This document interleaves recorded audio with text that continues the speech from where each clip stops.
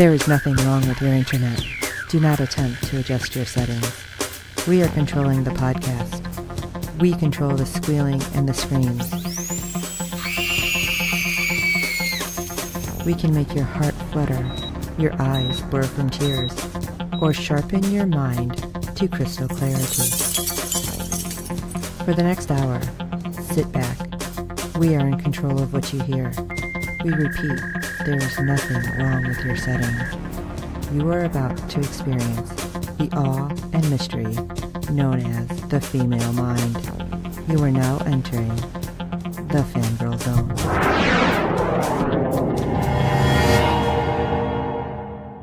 Hello everyone and welcome to SyFy Talk on the Fangirl Zone, a podcast where we discuss shows on the SyFy channel. I'm Sean, Fangirl S.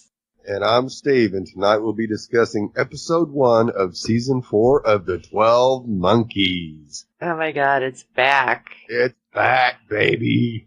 I was honestly not sure if it was coming back, and I think we had talked about that. Like, I thought last season they were just done and they were ending it the way it was, which I was like, oh my god, that sucks. Steve had to remind me, Sean, there's a whole other season. It's like, oh. Yeah, still got one more season. Duh.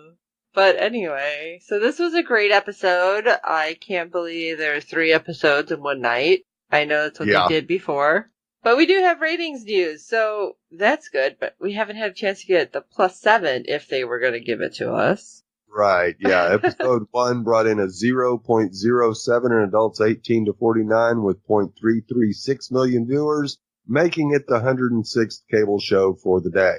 Now, do you think it's harder for them number-wise because they dropped 3 at one time? Yes, okay. I actually do. I think the way they've done it the last 2 seasons have hurt their numbers immensely. Yeah. Now, I believe the Live +7 will show a much bigger bounce than what we're getting right now, but I feel like 3 hours in a row is kind of rough. I ended up working, yes. So I couldn't watch it. And not that, okay, now I don't send hate mail, please, because I know people will sit, and I've done it, will like binge watch some stuff, but that's when I'm like, that's when I have time to do it. Right. That's not when thing. They tell me when I'm going to do it. Right. And like I said, I'm not going to be able to watch this season at all live because my schedule sucks. Right. Because that's what happens when you work retail. Yep. So if anybody wants to have me work for them for media, I'm totally fine with that. You can let me know. Anyway, let's jump into this actual episode of the new season of 12 Monkeys, because it was so good. Yes, it was. Episode 1, The End, which kind of scared me. I was like, no, what does this mean? The final conflict with the army of the 12 Monkeys begins when the witness returns to Project Splinter. That sounds so ominous. Now, that is one of the shortest ones we've ever had for SyFy. Well, I'm using what SyFy released. I didn't go take a peek at what might be over on Wikipedia. Oh, no. I'm saying with SyFy, that's like one of the shortest ones. Oh, yeah, that's still, but yeah. That is so, like, on point. Yes, it is. And it's so frightening, it sounds stupid saying that, but there's so much happening, and I'm like, oh my gosh, it's really over it. It's like one of those things where when you know you only have so many episodes, and this is finally going to complete the season, and it's like, all right, you have to try to grasp at everything without, like, trying to think too hard. Like, oh, but is that going to mean something? Is that a red herring? What about that? Kind of like when Fringe told us we were getting one more season, but we're all like, right. Oh, but what does this mean? What is the placement of that particular cup in that area? Yeah. All right, let's jump in. Ancient history. Ooh. This was weird, and I loved it. Because we're in a forest way back. I have no idea when. But there's a group of primaries all gathered on a fire. And suddenly, here comes this dude riding up in armor. And apparently, there's a couple other knights with them.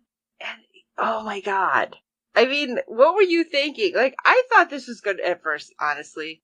I really did not think this was ancient times. I'm like, what is it? Like some guy riding up to like a role play? Like LARPing people? What's happening? Yeah, well, if you go a few more years ahead, maybe 2060 or 2075, that might be all that's left is horses. So no, that's true.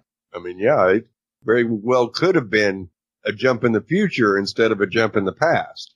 I figured the armor kind of gave it away. Gave it away, And they did sound kind of funny. Not like sound funny, don't get me wrong. But it's like they were speaking what I felt was more Old English anyway. Right, yes. And they were wearing very similar looking masks. I wouldn't say exactly the plague masks, but kind of. No, but one of them, yeah, definitely would. And yeah, I love it. They're like, we found you. And suddenly the one guy, oh, you didn't think we seen this coming? You didn't think we knew what you were going to do? We've already covered ourselves in oil. Yeah. I'm like, what? Yeah, exactly. I'm sitting there going, what just happened? And then they get set on fire. I was like, holy shit. I'm sorry. I'm like, all right, if this is supposed to be like people chasing down heretics or whatever, I'm not sure they normally set them on fire. Right. But this is like a whole thing. Like, the Army of the 12 Monkeys goes way the hell back, obviously. Yes. And the real interesting point is, so far through the first 3 seasons, we've seen individual primaries, kind of like one every generation type thing. Right. Where way back in who knows when, the 11th, 12th century, a whole group of them got together? Or was this a group of primary followers or something? I don't know. It was just curious that it made it appear that the whole group was primary, and you go, that's how I took it. Yeah. Yeah. And it's like, that's kind of got me a little stumpered. Well, and then you see like a cutscene where an older man is handing something to a young girl, and you're not quite sure what it is, and then you see it, and it's, I can't say it. Is it the Ouroboros? Yes. Where it's the snake eating itself, but it almost looked like a weird rattle. Yeah. Because there was something in the middle, and she's told to take this and you pass it forward, basically into the future. And then she's also told to name James Cole. It's like, what? Yeah. We're going how far back, and these people know his name. Holy crap. Right. Yeah. So it's like, okay, is it somebody from his family? Because I don't know if we really know how these people are connected. No, we don't. And so what if that's somebody going way back, that somebody from his family was a primary? And yeah, it's very possible. Somewhere in his mom's line was this person. Interesting. Oh, yeah. And then, dun dun dun, back in the future? Okay, I remember screwing this up a lot last season. Sorry, guys. All right, we're back in the future world where 2046. We're back in their present time. I need to start writing down, and it gets worse as the episodes does. went. So, oh my gosh, I'm gonna have to write down the dates so I know where the heck we are, when we are. Yeah. Cassie's having really hard time because they show her kind of half-heartedly trying to save Jones's life, but also kind of staring off into space. Right. I'm like, what are you doing? Well, you got to realize that Jones was part of what got her son killed. I know. And so that's what she went through to get to her son after she had him and they took him, is probably more than any other mother in all of time has ever had to do for their child. So, yeah, to get him there and then only to see him killed is just, it's more than she can handle. I mean, that's rough, and we don't know the exact timeline at this point either. Like, how long this is just shortly after, this is just shortly after the end of last season. Okay, because Jones was shot. That's right. Right. That makes sense. I didn't know if she had to get shot again. I mean, at this point, anything's possible. Yeah. But, I mean, she does end up saving her, and Hannah's right there. And Hannah kept saying, do something. What do I do? Tell me what to do. And I don't know if it was so much for Jones or for Hannah that she ended up doing this. But Deacon and Cole, of course, did much better. And I wasn't so, I don't know, I was a little upset still because obviously Deacon is really nonchalant still about what happened. And right. I'm like, I know it's not your kid, but damn, have a little compassion at this point. And I still have a hard time with Ethan. I keep thinking it's Ethan, by the way. Right. Such a weird name to me. But yeah, Cole's like, well, yeah, it wasn't my kid the whole time, so we were chasing the wrong squirrel there. Yeah, and you guys were chasing us, trying to kill us and kill our son, so. Yeah, but he just seemed like, sorry, man. Yeah. That's not cool. No. See what happened to Ramsey when he tried to do that, so. Yeah. Count your blessings there, Deacon, you're still alive. Ugh, God. But here's the proof. Titan suddenly appears. Oh, I'm sure there's nothing but good things that are going to happen now. Oh, yeah. Oh, yeah. Especially seeing that we see Olivia at the helm. Yes. And I just love it because all these crossovers happening and we've had a few and, oh, hey, look, Olivia. Now looking like we totally recognize her, unlike before. Right. And, oh, she's not just Olivia, raging pain in her butt. No, she is now actually taking the helm as the witness. Is she and was she the witness? That's yet to be determined, but it's crazy. Yeah. And of course, they discover a broken cooling system. Because why not? Yeah. So you can't just splinter away. And Jones comes up with a little secret she's been hiding all along. Which basically what ends up being the beginning of Titan. That's what I didn't really understand. Like, this whole time travel thing has got me jacked. Okay. Did she get the idea because they knew what was going on with Titan and they're like, okay, we can do this. And then Titan ended up at some point taking it from her and that's how they got it. I don't know if we're ever going to really get all that straight because the timeline is skewed. Yeah, basically what Jones was trying to do was she was trying to not only move a person through time and space, but also trying to move an area. Yeah, without breaking stuff apart. Right. And basically the army got a hold of that and they eventually perfected it into what is now Titan. Okay. Yes, all sorts of fun surprises with Titan. For example, Malik. What? How? Just... Yeah, exactly. No way you could survive that grenade. Well, I guess so. He didn't come out like whole. He lost. Yeah, it looks like he about melted off half his face, but... Oh, yeah. I guess having a time machine maybe helps. He can travel forward where he's already healed. I don't know. But it worked out somehow for him. Or did it? I don't know. Yeah. Maybe he's going to be angry, but who's he going to be angry at? And, of course, we have the question of how long it's been for the Army of the 12 Monkeys. Right, yeah. We don't know really how long for them they splintered out, and it could be 6 months. It could have been a year before they decided, okay, we're ready. Let's go finish the deal. But they do end up coming in when, of course, our team is not prepared because it's right when they come back then. Right. So. Yes, they basically pop in right when they popped out. Yes. Must be nice. So, yeah. Well, what are we going to do? We're going to try to fight them off, of course, because we're not going to just sit here on our thumbs. But Cole and Deacon, I don't know. I feel like things were weird because they had a plan where they're going to try to create like a bottleneck. Right. Which I get, but I feel like the building seems to have changed. Where did this giant opening come from? Yeah. I mean, am I wrong? I feel like last season it was so hard to get in because when the daughters tried to get in, it was almost impossible. Yeah, they had to come in through the roof, basically. Where did this happen? But it's kind of working. And they're like, all right, they have to come in here. We got this. And Deacon, you know what? I don't know how I feel about Deacon already this season. Right. He was a bad guy. He's a good guy. He's in love with Cassie. I don't know.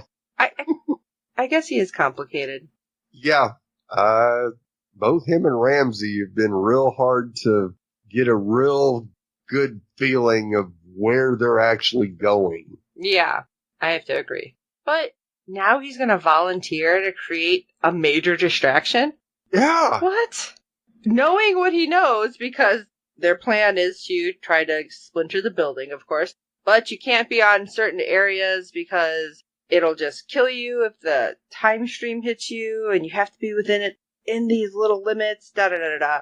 Okay, so you're choosing to be completely outside with maybe a chance to get in before stuff goes pear-shaped. Right. How are You're taking an awful big risk. Yeah, I'm like, how are you suddenly like super like, you can trust me, don't worry, I got this. I don't know. It seems weird. Well, it all goes back to his thought of he's important to this. Oh. So he figures, yes, he can pull this off and still get back before it's too late because he thinks he's still important. Oh, well, I guess we'll see. Yeah. But you have to admit, seeing that smokestack fall in the heart of Titan was awesome. It was pretty impressive. And then you have, of course, Olivia being super pissed about it. Oh, what? Yeah. You didn't see that coming? Oh, imagine that. Yeah. But Deacon had to throw out a line. What? Because all of a sudden, Olivia is like, oh, I know what to do. And I wasn't expecting this to happen either. No. Like, Titan, like the time thingies. I forget what they're called. Like, start turning, and then all of a sudden Deacon's like, she's got herself a Death Star. Oh my god. Okay, thank you. I do believe that was needed. Yes. And plus, it was just something so unexpected out of his mouth, and just in the moment in general. I'm like, okay, thank you, Deacon. I'll give you that one. That was good. Right. Okay. So, Titan. Let's talk about Titan, shall we? Yeah, despite their valiant efforts, Team Splinter is outnumbered by the army at least 100 to 1. Where did all those people come from, though? I feel like there wasn't that many when we seen them last. Well, there was quite a large group there when they had Cassie. Now, granted, they may have increased their numbers while they were gone. True. For that split second. And, of course, their plan goes pear-shaped because it doesn't have what it needs to work. So, of course, Whitley and Jones head off to take care of what they need to take care of. Unfortunately, it doesn't turn out well. Poor Whitley stands his ground, protecting Jones while she brought the power core back online. Unfortunately, he gets killed along with Lasky. And of course, Jones has received a lethal dose of radiation, getting the power core back online. Yeah. Again. What the hell? How did this happen? Yeah. It's not looking good at all. You think, yeah, this is it titled The End? Yeah, it sure looks like it's beginning to be the end to me. Yeah, I'm like, is everyone going to die? And somehow it's like Olivia jacks something up and it flips around? Who knows? Yeah. Oh, man. So, of course, Jones uses Whitley's walkie to talk Hannah through how to get the splinter sequence going. Which, can I just say, she's moving really well for a woman who was shot and barely alive like 10 minutes ago. Yes, she was. Apparently you gotta be hardcore. And she's pretty hardcore. Yeah. We've seen her do some amazing things for a woman her age. You have to admit. Well, she's doing better than I'm doing. Right. Now, Jones is planning on this being a move in space, but not in time. Right.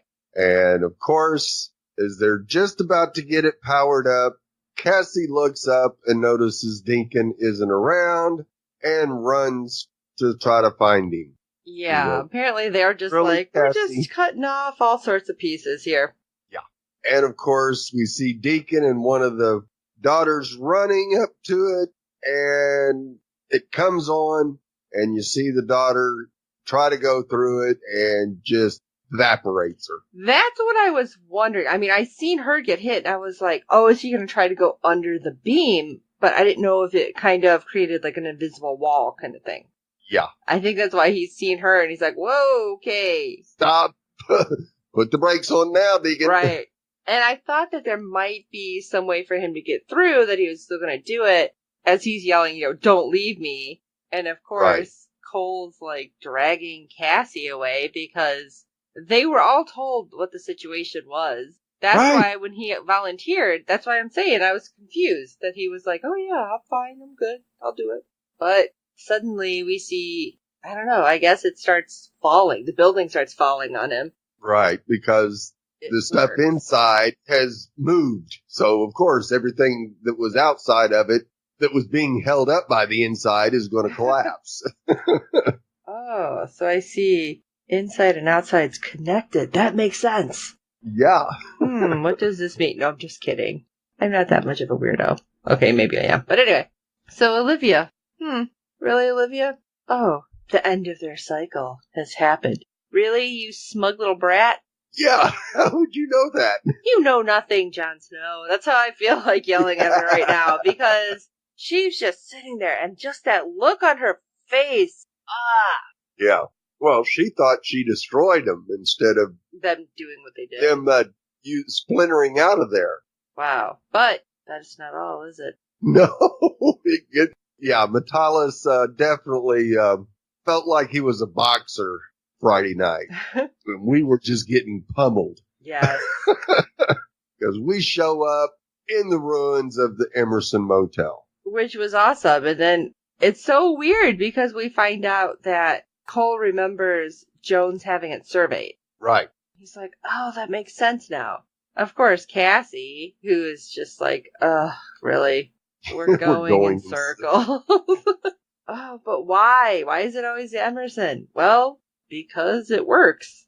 But then we see our team like scavenging around for supplies and generators, and it was kind of funny because there was a ton of generators, and they just cannot get this working because these are just not cutting it. Right, yeah. Any generators that they would find around the Emerson is not going to be powerful enough to power the splinter machine. Right. So, and then at this point, though, I'm like, how do they not look for it? Like the 12 Monkeys. How are they not looking for our group? Because they don't think they splintered out of there. They think they destroyed the building because they saw stuff collapsing in. I still feel like well, I guess it would take a while for them to like go in and try to dig it out to see. Right, to recover bodies. At this point, the whole group is just ready to give up, except for one James Cole. I'm kind of surprised Cole is not giving up, honestly.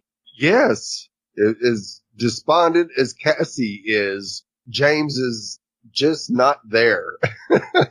He says, there's got to be a way, and I'm going to go find it because I'm going to head back to the Raritan Labs and get them a power cell. And as he's walking back, he's like, you might as well come out. I wasn't expecting it to be Hannah, though. No, not at all. It was like, Nice. okay. Well, good. She is still holding out hope. I guess we need this, right? Yes. And for her to have been in the group that was trying to kill Cole, it says a lot that Hannah is back on Team Cole now. Right. And at this point, they don't know that they've moved through time. No. So, they're like, well, we got the facility moved. We're safe. We'll figure something out.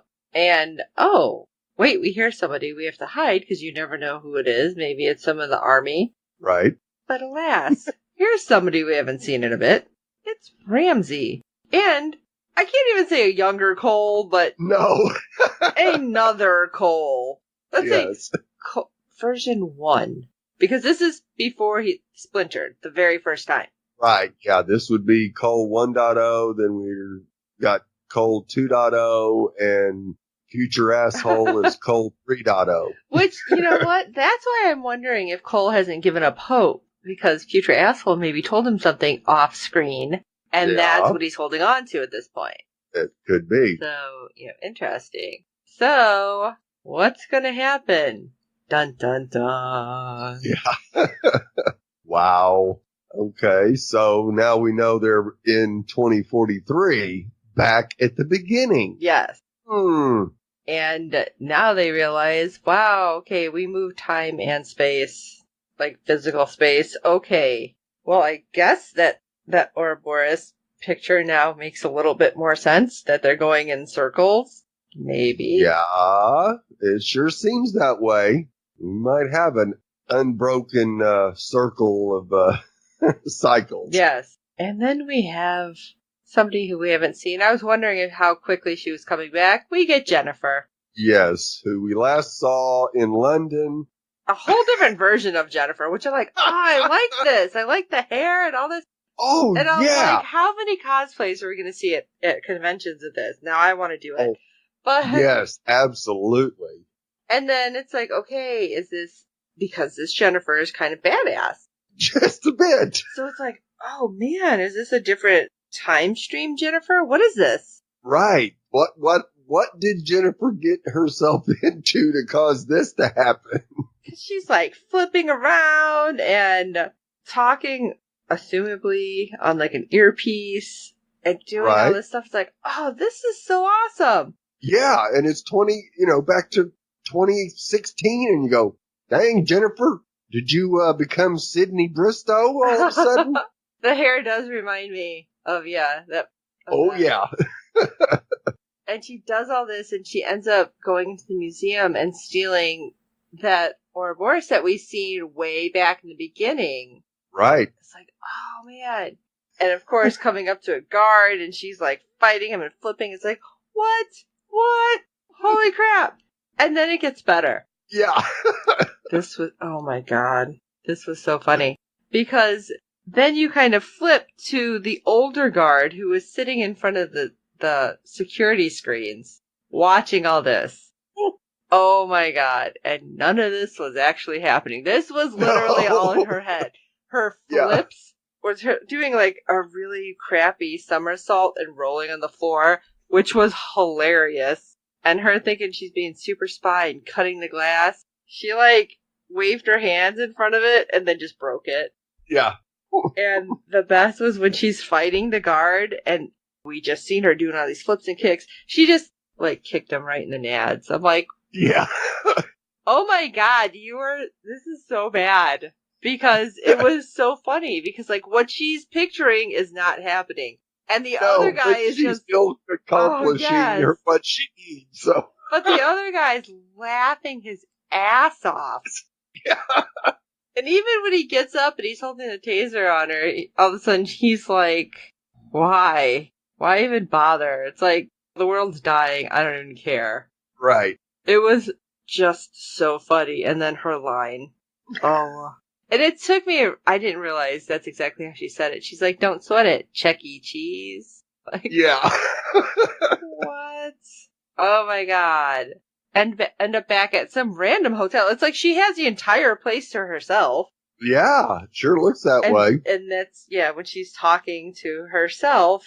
And doesn't she ask herself at one point, where did that voice even come from? Right. But, of course, neither version of Jennifer has any clue what the hell to do with the Ouroboros, just that she had to have it. Right. It was great. I loved that whole scene, though, with the dual Jennifers. It was awesome. What a way to start an episode. That was hilarious, though. Oh, my gosh.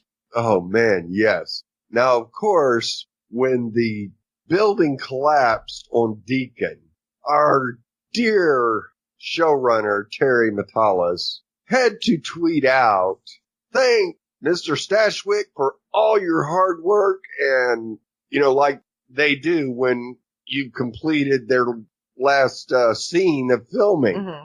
Oh, that's not right. Oh, no, not at all. You go, oh, nah, we got time travel here. No, I ain't buying it, Terry. No, I'm not buying it. Oh my gosh. Yeah. They're going to be screwing with us this whole season. So. Yes, big time. So, thank you for screwing with our heads, Terry. We appreciate that. Oh my gosh. But we had an episode where we got kind of an Alias callback and a Star Wars. That's true. Oh, it was great. Can't beat that. No, it was so good. I love this. So. What do you guys think about the episode? Shoot us an email at SyFyTalk@fangirlzone.com, and that's SYFY@fangirlzone.com. Let us know what you think. And while you're at it, if you rate and review us on iTunes and every other platform you're finding us on, because good ratings and reviews help other fans of the show find us, tell your friends. And if you haven't gotten them into this show by now, I don't know what you're waiting on. Yeah. Although we were talking to our other co-host, trying to explain why he should watch this. And he's like, what? Yeah. And I'm like, I don't think we're explaining it really Doctor well. Who, and he's going, what? Yeah. Come on. Yeah, time travel and craziness, and it's weird, and you won't be able to follow it. Now I understand why nobody understands what I'm talking about. So, alright, well, don't forget to check out our website, www.fangirlzone.com, and we have our contact information there, so you can find us everywhere we are. So Steve is going to try to tweet. I don't know if he's going to be able to get it the whole time. Like I said, I am fortunately working. Yes. I think I will be able to get it all done before I go on vacation. I may have to try to jump in here and there when I can, or just randomly throw out tweets. Yeah, just randomly. When you get to watch it, tweet it. So you guys so there's going to be a lot of what? So I'm sure that's going to be happening all over anyway. All right, guys. Well, we hope you enjoyed the season opener of 12 Monkeys. And that being said, I'm Sean Fangirl S. And I'm Steve. The future will find us. It always does. And until next time.